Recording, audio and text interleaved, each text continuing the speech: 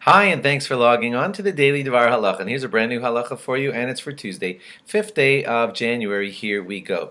If a person buys a new house, then it is appropriate for him to say the bracha of Shehecheyanu. At some point, we'll discuss that point in just a moment. But the bracha of Shehecheyanu would be appropriate for the joy of buying that new house. But that is the proper bracha if you live alone.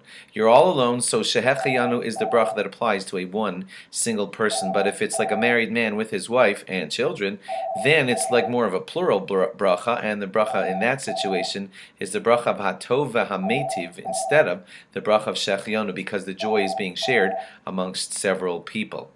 If a house was, God forbid, burnt down and then it was rebuilt, then a Shehecheyanu is said upon the completion of the rebuilt house. If a person adds a floor onto his house, then he would say Shehecheyanu for the joy of adding that new floor also.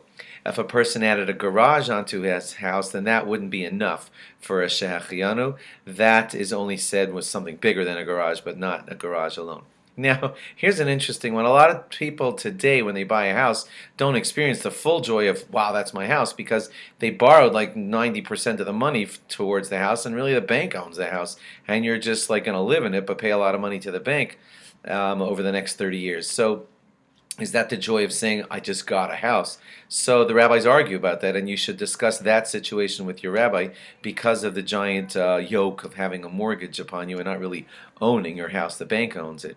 When is the appropriate time? So some say the appropriate time to say the Shehecheyanu is when you install the mezuzos on the house.